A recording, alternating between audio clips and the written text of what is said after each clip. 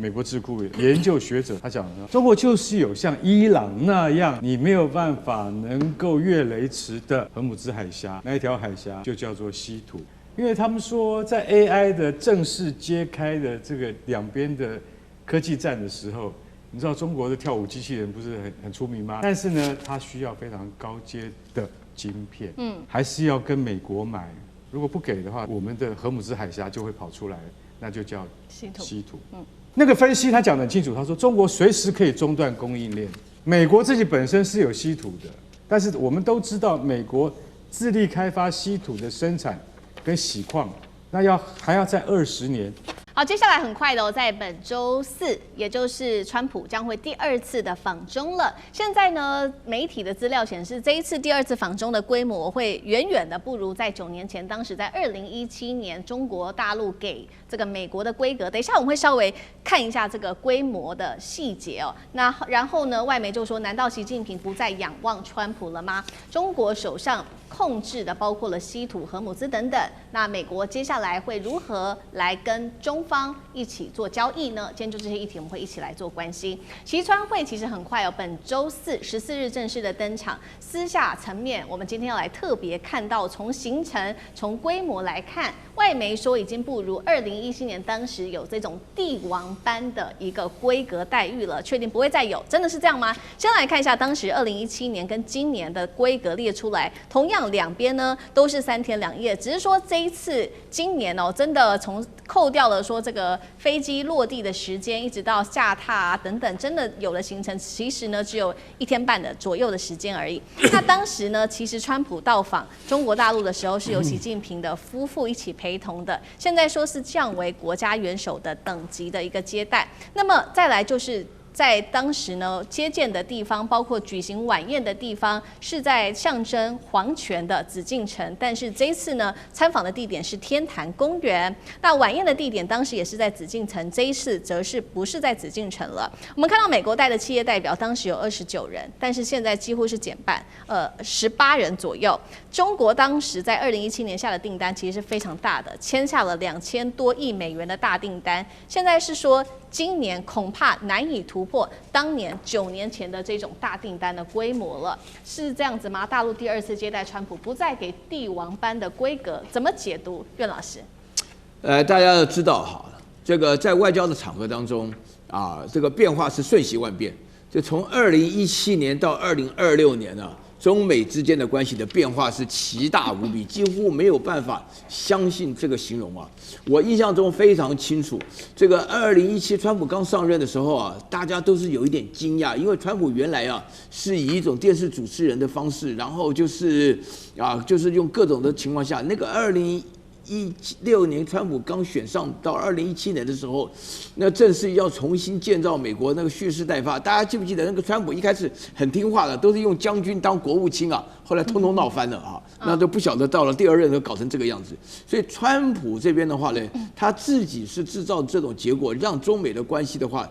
2018年的5月，我印象中非常清楚，那个时候美国的副总统叫 Mark Pence。Pence 的时候呢，对这个中国讲话的时候，2018年5月，我那时候在上海听到这个演讲的全部内容，我当时听完就感觉上跟宣战一模一样。后来就开始一连串的科技战打压，然后当然了，有拜登总统的话呢，是创下有史以来美国唯一的总统，从来没有来过中国。当然，因为疫情也占了一部分的原因，但是有一部分非常重要，就是说美国在中国人心目中地位，从基本上啊。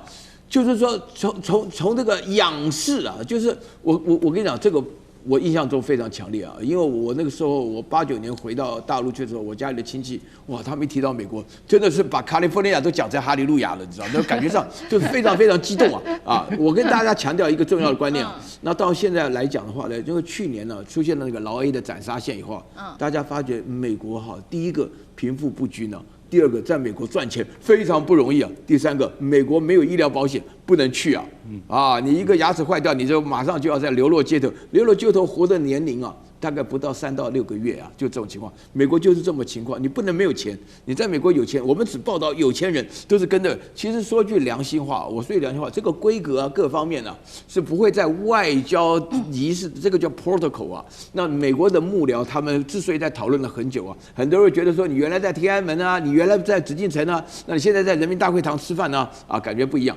这个美国的所有的幕僚他们都会争执的。那美国的幕僚争执，以前我在留学的时候，那个布鲁塞尔的时候是欧盟的总部，是那个来的时候，美国总统一出来就24辆车，那大陆的领导人出来也是24辆车，这是他们的 protocol， 这是一点都不能省的。那这里头他们会协商。至于说我们在讲的到紫禁城当皇帝，这个对美国来讲不是重点，但是重点是接下来他带的代表团里面要干什么，要买什么。然后呢，这一次很明显的是，这个2017年的时候是中国有求于美国，那这一次的话很明显是美国。我心里想了一下，我来不及念，大概有7、8件事情只有求于中国的。是这种情况下，比如说3B 我这个 beef and Boeing 那这个大家就3B 里面就是美国希望中国能够网开一面多买，但是中国本身来讲，一定是拿着要买的东西当成一个钓饵，就挂在高高的，让美国这个狗跳来跳去，这种情况。好，那我们等一下也请干哥笑成这样。好，我们等一下也请玉君来帮我们看到底是中国有求于美国，还是美国有求于中国比较多呢？刚刚其实苑老师有特别提到说，中国有求于美国的是3T， 那哪3T？带观众朋友稍微看一下，包括了tariffs， 还有 technology 跟 Taiwan， 这当中包括了关税、科技、台湾。那美国有求于中国大陆的部分则是5B， 包括了 Boeing 这个波音飞机，还有 beef 美国的牛肉，还有 soybeans 大豆，还有就是投资委员会 Board of Investment 跟贸易委员会 Board of Trade。等一下一起来看。再来就是川普不断的强调说，我跟习近平是好朋友，他将会给我一个大大的拥抱，跟他过去这个态度上的作风完全不一样。现在到底谁比较占上风？那玉君又怎么解读？这个我们以前看一个那个康熙大帝说，这个我希望再戒500年哈，我现在终于知道为什么帝王也有戒500年，因为这2个人根本就不在同一个时空上面啊，一个呢他在跟2年的时间赛跑，一个是没有时间任期式的一个领导人啊，所以呢，一个呢是在这个大交易的一个思考下，一个是在大战略的思考下啊。你看，关税是一个5年的计划，科技是一个10年的布局，台湾是一个30年的主权。对，那川普都来想什么？川普都在想2年后的选举。对，这个刚才老师说这个 beef soybeans。这两年的大豆，对不对？他这个选举，他这个 beef 里面呢还很好笑，这个 beef 农民的想法跟这个消费者的想法还不一定是一致的。对，这还不一定搞得定。对，所以就是说，一个呢在想大交易，一个在想大棋局，所以这个2个领导人呢，在这个层次上是完全不一样的。好，那因为我觉得这一次跟上一次有一个很大的一个不同，我们从数字上来看的话，这8年中国对美国的出口下降了将近6%，从大概20%降到现在不到14%，就是整体的调整，就是这个是对于中国来说是一个非常大的体质的上面的转变。而且它的国内的经济体有没有实质的改变呢？那我们看了很多数字，也很难有个定论啦。就是说，因为你看一些中文的一些报道，跟美国的报道不太一样。那美国的报道，因为很多人已经讲了20年，中国的经济要崩盘嘛。那中国很多报道说，他们中国内部的经济其实越来越好的趋势啊。那这个我不太清楚。那只是就是说，你看到就是稀土确实是中国掐住美国一个咽喉点。而且是非常大的一个咽喉点啊！那你换另外一个方向看，这个咽喉点确实是中国手上的一张王牌。那你从这个结构性的问题跟有效性的问题2个去看的话，那从台湾的角度来看，我们应该要担心什么呢？第一个是到底谁需要谁更多？是美方需要中方更多，还是中方需要美方更多？这是一个层次。第2个层次是习近平需要川普更多，还是川普需要习近平更多？这是第2个层次。那虽然川普不再需要选举，但是他在共和党内，或者是说他还有他的接班人的问题，还有他家族的问题啊，我们前几天看到，哇，这个川普家族太厉害了，他当总统2年，他家族的这个财富翻了3倍啊，从20亿美金翻到60几亿、70亿美金啊，这个哇，那这个以后我看很多富人都要来选总统了啊。这个是谁主导了议题？那这些议题是由谁来绑定的？是啊，就谁主导议题，就是说，这个钱在谁手上？比方说科技战啊，这些这个技术在谁手上啊？这个关税啊，我们为什么说关税？因为中国是出口方，美国是买方，或者说大豆、牛肉谁是买方，谁是卖方？这些议题是谁由来绑定的？那最后，我觉得台湾议题大家比较担忧的就是说，你从上海公报、建交公报到8A7公报到6项保证，台湾问题不应该被拿到谈判桌上来谈判。那今天这个议题到底是谁放上这个谈判桌的？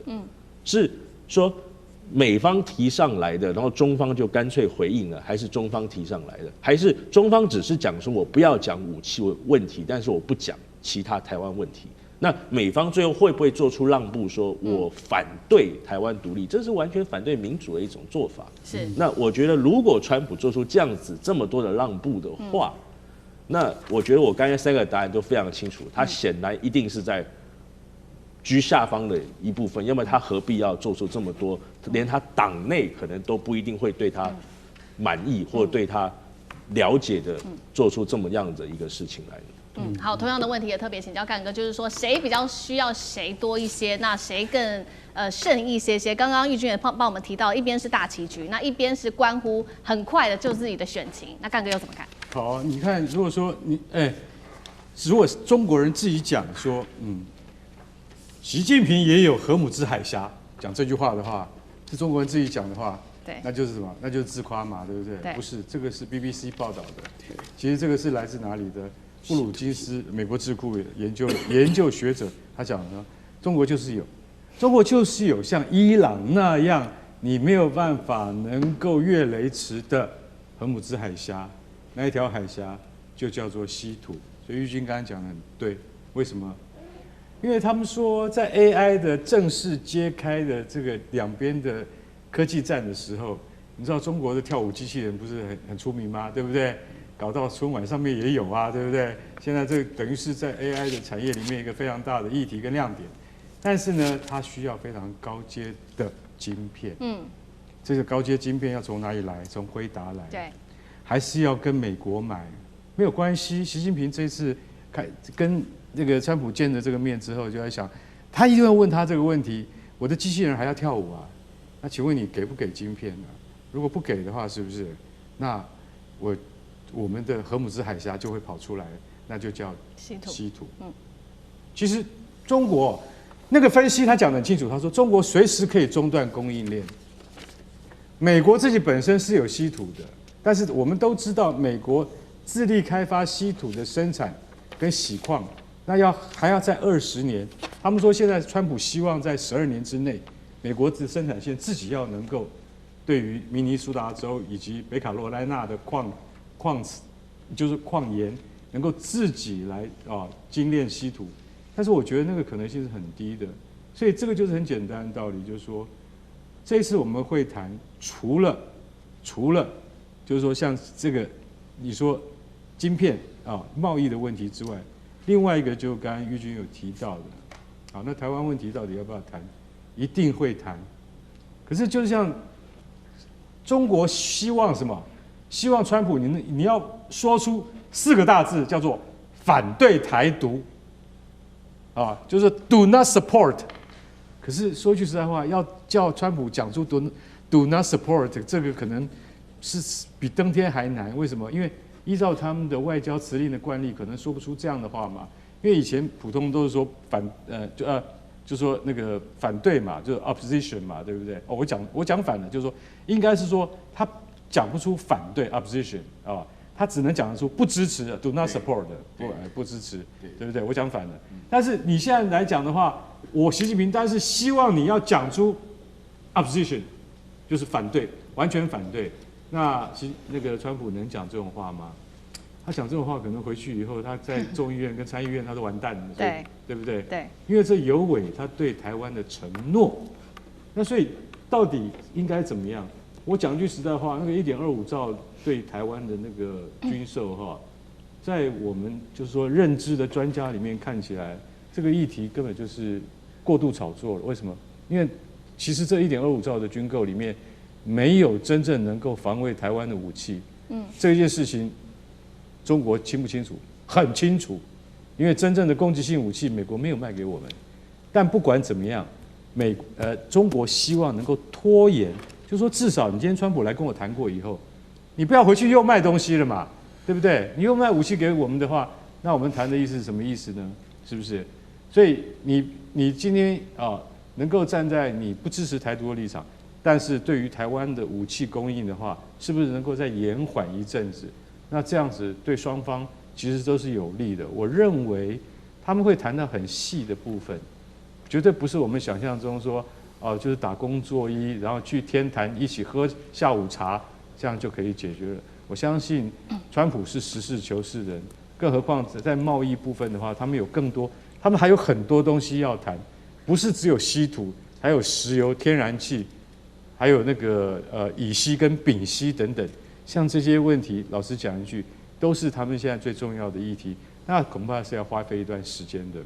另外呢，现在可以说习川会前北京突然间打下了一个和平牌。为什么在此刻打和平牌呢？川普则是被曝于中国大陆买波音大豆，希望能够救经济。AI 晶片跟霸权交易，今天我们会做一个比较全面的解析。好，时隔9年，我们赶快来看到的是习川会即将就要登场了，14号登场，全球高度的在关注哦。就在此刻，峰会倒数之际，中国大陆的外交部突然间发布了一段影片。影片呢，我们看到它特别是以双语来播出“和平共处”这4个字，来看一段影片的内容。China and the United States, 2 leading global players, the world's 2 largest economies. How they interact with each other has far-reaching and global implications. To clash, confront each other, and wear each other down, or engage in 好，我们看到 sincerity 影 and 片 good 不只 faith. 是大谈中美 The history 应该 of 和平 China-US 相处， relations 更是在 offers 当 an 中提到了 unmistakable 飞虎队、乒乓外交，还有中美当年一起联手对抗金融危机跟伊波拉疫情等等，不断的强调这个中美友好哦，并且喊出地球容得下中美各自发展，成就彼此，也被视为是中国对美国释出一个友好的讯号。特别比较敏感的事情，我们也来关心到，就是川普在此刻他说我会亲自跟习近平来谈对台的军售问题，这个是比较敏感的一个议题。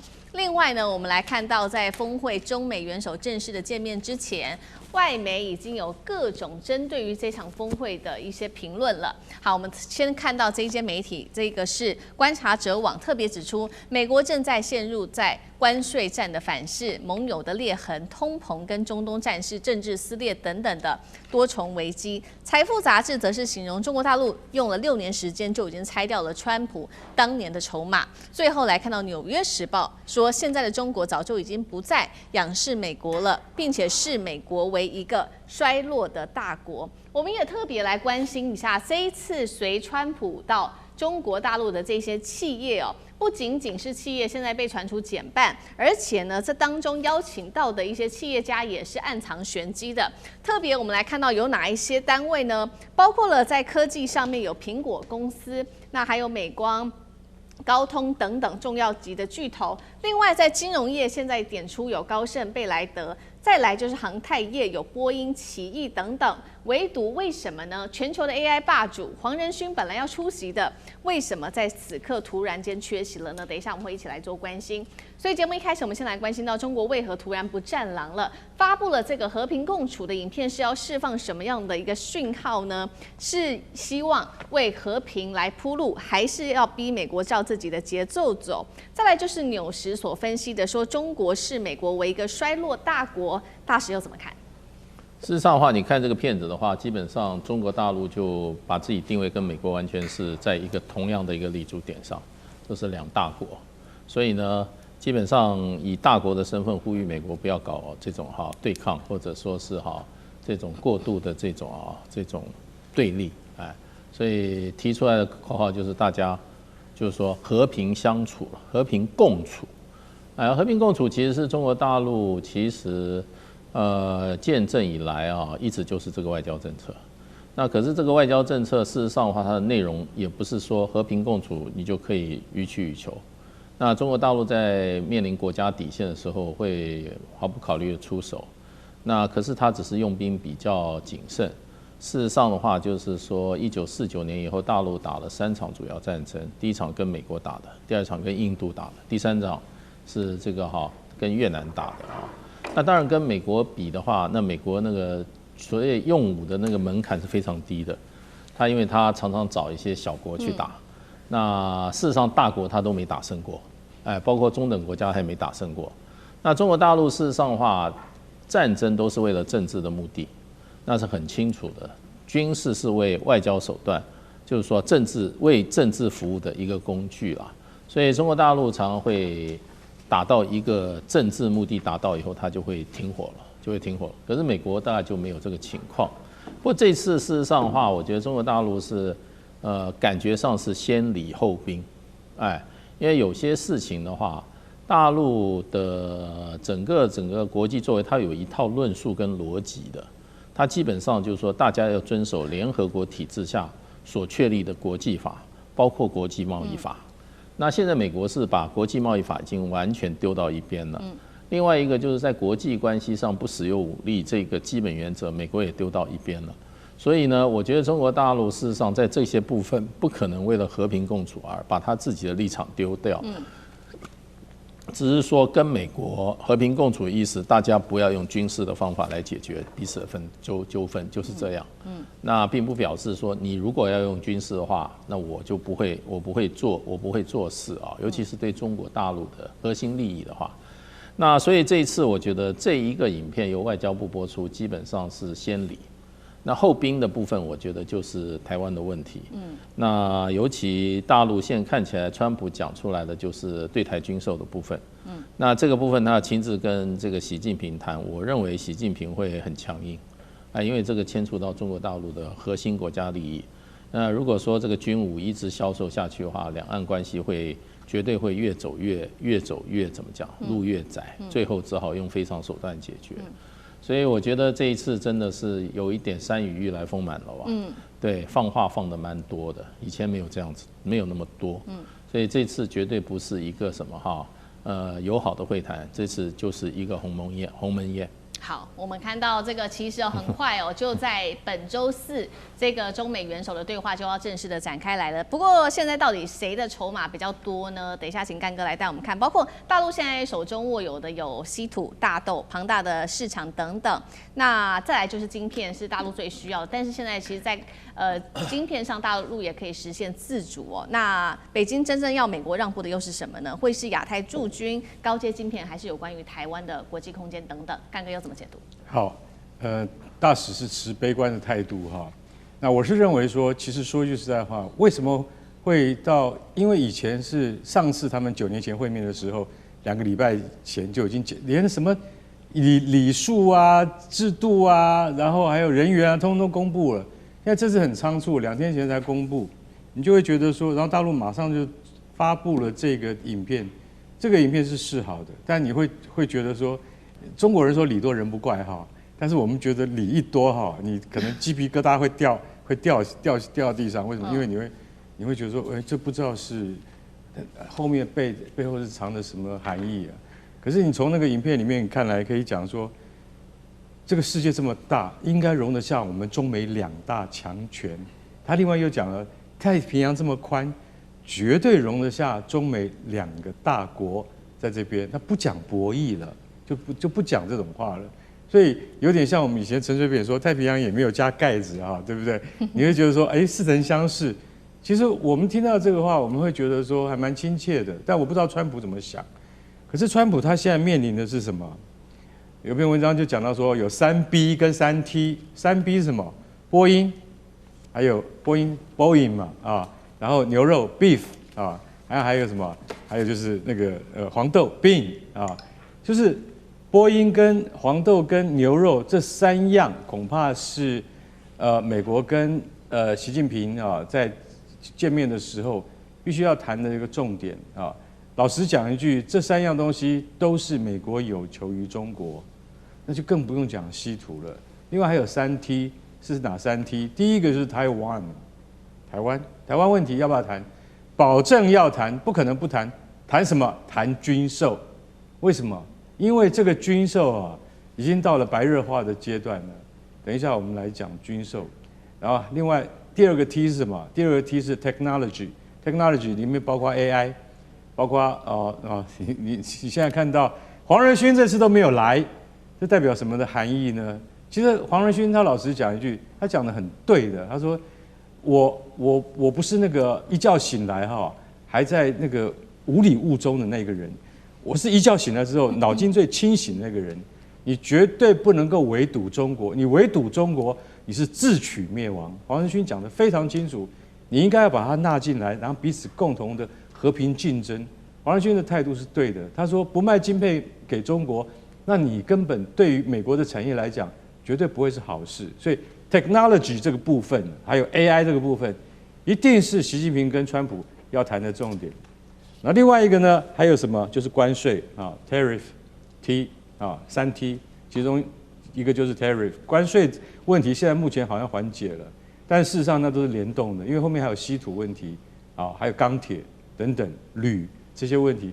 我觉得这个问题就不要旁枝末节。我们现在回头来讲 T 的第一个台湾问题，台湾问题其实说句实在话，我觉得川普在这上面他可能会让步的原因，是因为我们如果要达成协议的话，川普一直讲他坐飞机空军1号要去北京之前，他还讲说，我不认为北京会攻打台湾，他始终不是这样认为。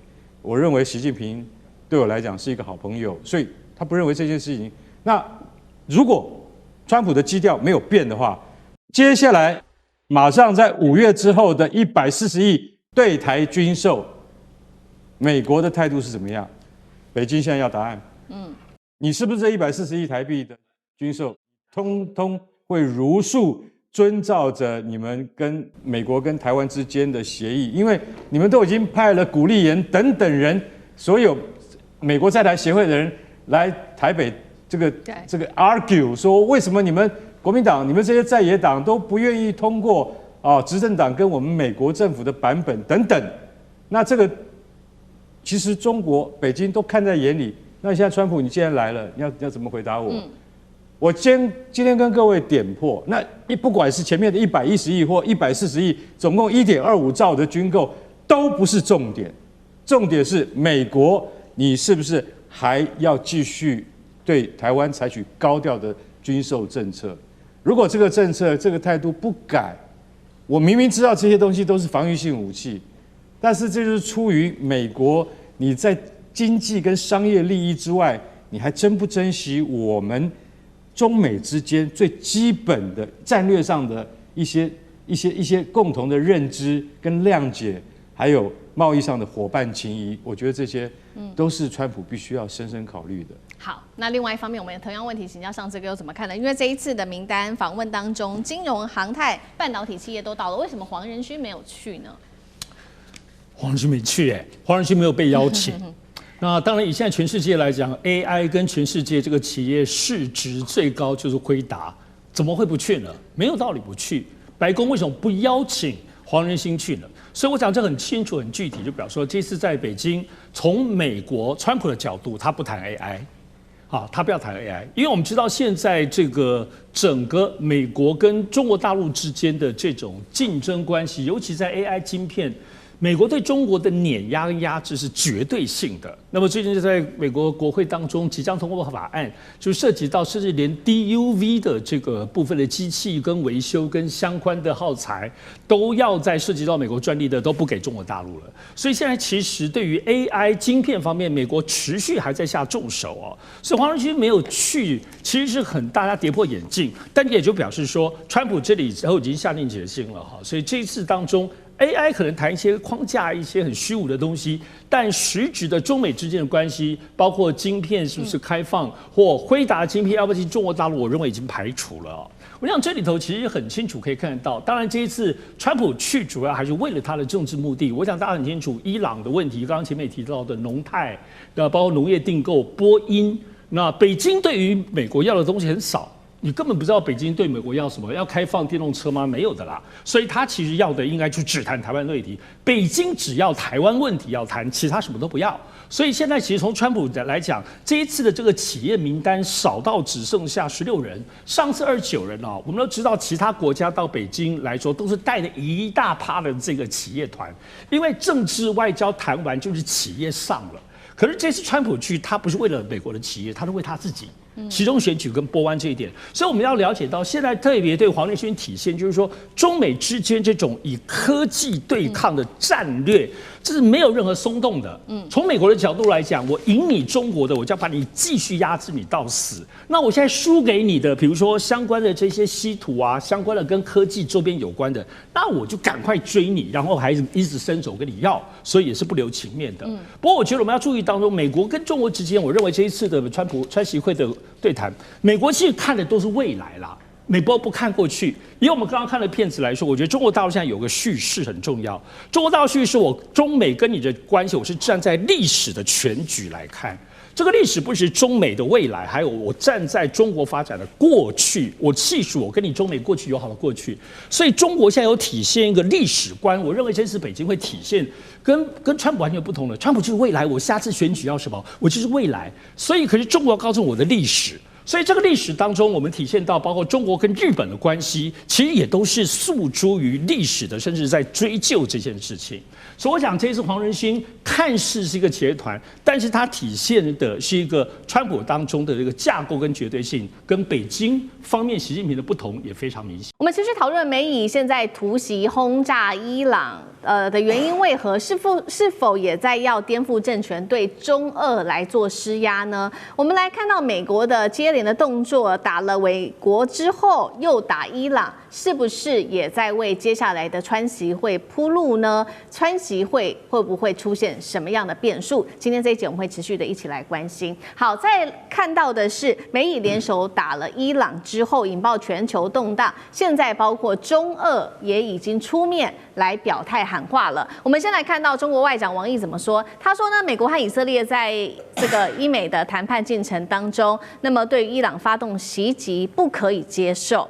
那么公然的击杀了主权国家领导人，是鼓动政权更迭，更不可以接受。中方反对，并且予以谴责。俄罗斯的外长也出面喊话，他说美国跟以色列对伊朗进行军事的打击，已经严重破坏整体中东局势稳定了。俄罗斯跟中国的立场是一模一样的，俄罗斯希望跟中国一起加强协调与沟通，呼吁立即停止战事，回归外交谈判的进度当中。中俄现在等于说直接两方都已经站出来力挺伊朗到底了，主要原因就是他们在不管是经济上或者是军事上，跟伊朗都有长期的合作，也被视为是重要的盟友。这一次伊朗遭到攻击，同时也当然会打乱中国大陆跟俄罗斯在中东原本的布局。但是我们也来稍微回顾一下，川普在今年他的动作非常的多，打击的对象从先前的委内瑞拉到现在的伊朗，怎么都跟中俄有关系？会不会他剑指的就是中俄，而特别是不是剑指中国大陆？杨老师又怎么解读？我就引一位大家都知道的，就是美国的学者葛兰仪，他在 X 上面发表一篇，他说北京对台有其自身的时间表跟战略，不会受到伊朗、委内瑞拉或乌克兰的强烈影响。那些纸上谈兵的中台关系专家，括号，应该停止预测习近平会利用每一次全球危机来夺取台湾。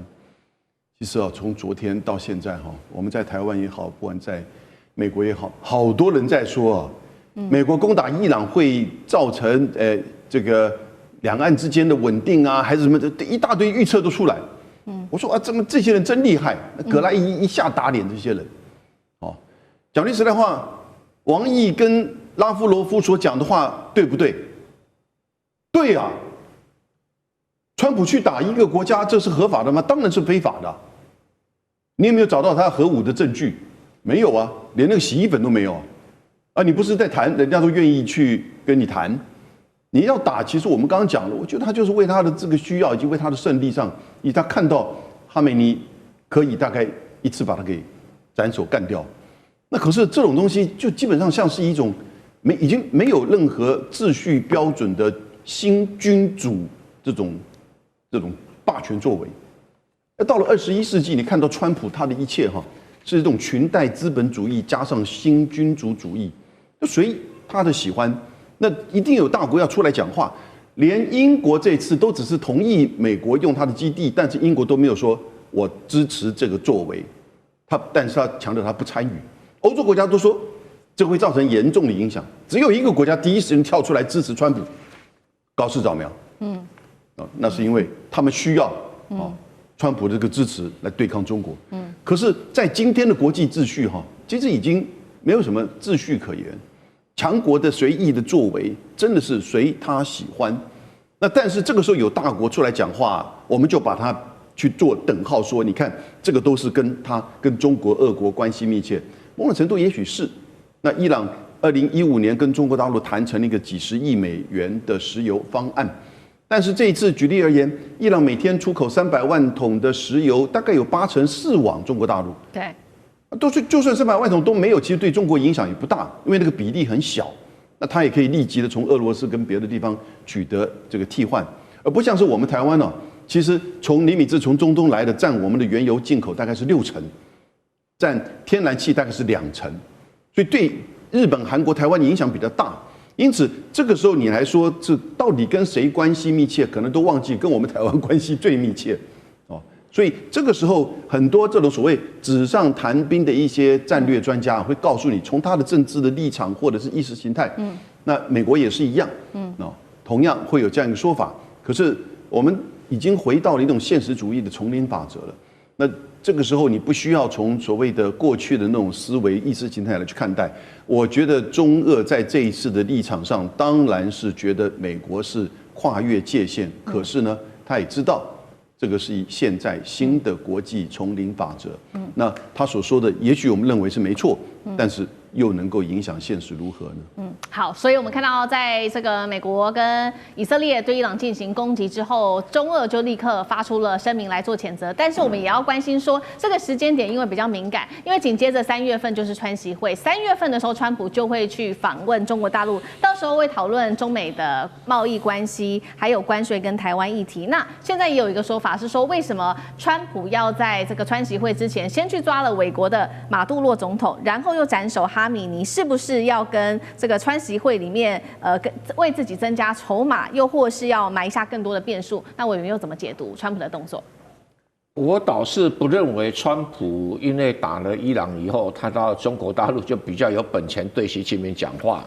我不认为这样讲。是为什么？因为虽然王毅讲说应该以谴责，然后这个拉夫罗夫说：“哎呀，你应该谈判。”这是外交官讲的话。哎，你只能什么？你只能谴责。哎，你只能谈判。刚才有文兄讲对了哈，从 O to B， 对与不对是绝对是美国不对，以色列不对，但是只要战争一发动，就没有对错是非，只有输跟赢。我们必须要面对这样的一个客观的现实。历史上就是这样子啊，很多讲了一大堆道理，都开战以后，最后赢的人解释。这个好意外吗？没有好意外的哈。所以对于川普，他当然有他内政上的需要，个人的一些想法，但是他的战略目标很清楚，就是他举出来的台面上说，要你废核，要你废导弹啊，要你废弃代理人，然后更重要，要你废弃教师政权。他4个目标啊，很清楚啊。而这个4个目标也是他打这一次真正的战略上的需求。所以他抓马杜罗就是在他公布说，大西洋就是整个中南美洲就是我的势力范围，你谁都不敢跟我这样。就马杜罗抓了以后有没有效果？立竿见影，有，我们必须承认这一点。巴西总统鲁拉还敢讲什么吗？没有。哥伦比亚总统还敢讲什么吗？没有。连那个尼加拉瓜的总统阿特加，川普下令叫他释放所有的政治犯，他乖乖释放啊，连话都不敢吭一声。然后尼加拉瓜、洪都拉斯尼加拉瓜选举，说你如果给我选出一个反美，我就揍你一顿。那些选民乖乖投一个中间偏右的选民出来，这个就是立竿见影，你不能当作没看到它的效果。在国际政治上，武力还是很有用的。那你今天打了伊朗了以后，以色列在那边就当美国最大的军事基地啦，它可以牵制中东所有的国家。很多人讲以色列说啊，以色列把美国牵着走，错的。跟美国利用以色列作为它中东最重要的军事基地，其实以色列整个就是美国的军事基地，在战略上来讲，牵制附近所有的国家。所以对于这个美国，因为打了伊朗以后，就强化了它作为以色列作为军事基地在中东的影响力，它等于就可以对所有的石油输出国家，这个说一不二啦。因为你想想看哈，中国从波斯湾进口的石油占中国进口石油多少？50%。然后伊朗的占多少？伊朗占中国进口石油的13%。你知道基于这两个数字是代表什么含义？代表说我跟中国谈的时候，我多了一项筹码，就是石油。对。那中国这个50%来自波斯湾进口的石油，容不容易被取代？应该很容易被取代，因为它有个俄罗斯啊，所以中俄两国啊，如果绑得更紧密，那对中国来讲，俄罗斯的石油产量够中国相当大概70%以上可以补足，没有问题啊。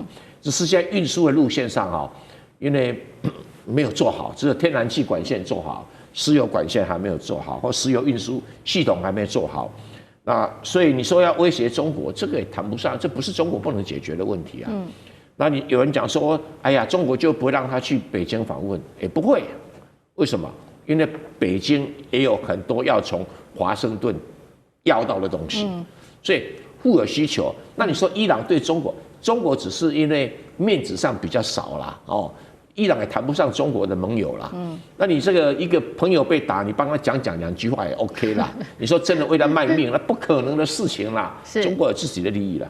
好，那我们也看到，那这一场战争在爆发之后，我们也看到现在中东可以说是乱成一锅粥。但是伊朗呢，它持续的加强打击。刚刚我们提到了嘛，伊朗除了打击美军的基地之外，还有以色列之外，它现在也在扩散，是无差别的做攻击。我们要统整到了几个大家比较惊讶的地区，包括现在是连杜拜都不安全了，非常多的航班也受到影响。还有呢，卡达的首都杜哈、阿曼的香港、杜洛姆都遭到伊朗的攻击。其他像是呢，在杜拜的国际机场、帆船饭店都传出有爆炸跟火光哦，那民众受伤，中东一夜之间都变成战场。在这个时候，包括了英法德3国都联合谴责伊朗，说必要时候会采取防御的行动。怎么看这种无差别攻击到周围的国家？吕舰长，其实它不是无差别攻击，它是攻击这些周边国家的军事基地。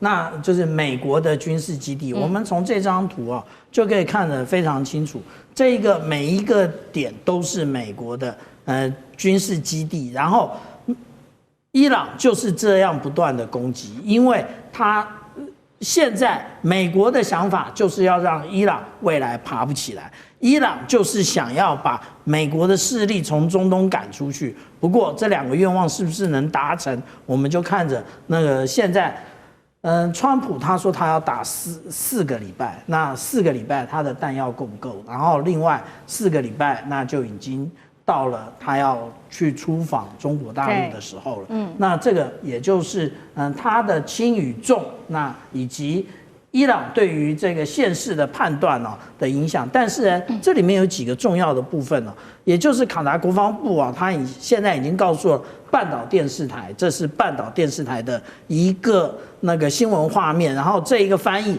是 Google 直接把阿拉伯文翻过来的，也就是伊朗的飞弹袭击了卡达北部的一个远程预警基地，也就是这一个那我们称之为普鲁爪的这一个长程预警雷达。所以，如果是伊朗第一时间选择攻击，而且看来也攻击成功了的话，我们台湾就要想一想我们的乐山雷达到时候如果遇到这一个台海冲突的时候，也是第一波被攻击的一个对象。那其实现在的这么多的问题也就是伊朗它本身进行这一个威慑失败的部分。为什么这么说？现在美国除了有关于浓缩铀要伊朗交出来，而且要停止研发，而且连飞弹都一起合并在内，因为它不断的透过这飞弹去威胁这个以色列。那我们看到之前他公布了，这个是2023年的时候，他公布了霍拉姆沙赫尔这个飞弹可以打2000公里。这个为什么2000公里？因为就是对准了以色列而来。那另外它有没有高超音速飞弹？那它有没有打过我们不知道。可是呢，如果按照最近出现在这一个伊朗的世界的一个照片的话，它好像发射了，因为我们可以看到那个照片。但是它之前实际上公布了这个高超音速飞弹的一些模型。那这也就是我们讲说它进行这样的威慑那实际上反而引来了反效果。那会不会登陆？有关于登陆的作战呢？我们可以看到这一次有关于各种舰艇的派遣，我们就可以发现，其实这一次的状况并没有派遣任何的两栖舰艇前往。那这个也就是指明了，川普其实他只想透过这个空中的一个攻击，然后逼着伊朗投降。那另外呢，我们还要继续观察一个部分，我们现在都没有发现伊朗在攻击这个或者是拦截这个对他攻击的各种飞弹啊，或者是各种的这个战机。可是我们却看到了伊朗在拦截这一些无人机的部分。它为什么拦截这些无人机呢？这个其实是我们所看到的 MQ9 的无人机啊。那这是美国的无人机，那它这是一个连续画面，那我们就可以看到它又被击毁了。那如果我们要特别注意的是，它这里下面有带一个夹舱啊。那这个夹舱到底是做什么的呢？也就是其实美国这一次，它除了我们所看到的各种军力之外，那它其实还做了那个有关于我们讲到 sensor to shooter， 也就是他在做这个有关于数据链的干扰，也就是他带的是这一种夹舱。所以我们现在知道这每一次的作战其实也是美国对他国的他的武器的一个测试。这一次他已经将这一个对于数据链的干扰已经进行了